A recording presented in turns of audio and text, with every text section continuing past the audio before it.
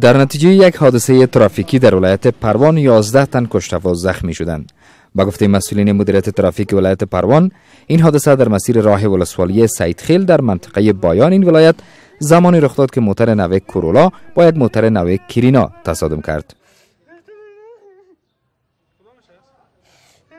دکتر محمد اسحاق نسیمی، یکی از مسئولین شفاخانه ملکی شهر چاریکار مرکز ولایت پروان، به رادیو آزادی گفت 7 تن از زخمی های این رویداد به شفاخانه انتقال داده شدند. در اثر حادثه دلخراش ترافیکی که امروز حوالی ساعت 4 بعد از ظهر در شهرهای پروان سیدخیل صورت گرفت، البته به تعداد 4 نفر شهید برای ما انتقال شده و با حدود 7 نفر زخمی که از جمله شهدا یک تن طفل می باشه و 4 نفر مرد ها هستند. از جمله زخمی ها البته تقریبا 2 نفرش مرد ها بودند که وضعیت وخیم دارند و 7 نفر دیگرش خانم ها می باشند که از جمله 7 نفر زخمی با 3 نفر شبان از کمک‌های ولی لازم بر کابل انتقال دادیم و حدود 7 نفر دیگهش 6 نفر دیگهش پیش ما بستگی باشند. مسئولین ترافیکی گفتند زخمی شدگان شامل 6 زن، 2 مرد و 1 کودک است و در این حال به گفته آنان 3 مرد و 1 کودک در این حادثه جان دادند. علت اصلی وقوع حادثه ترافیکی در مسیر راه ولسوالی سیدخیل ولایت پروان تیزرانی و بی احتیاطی رانندگان گفته شده است.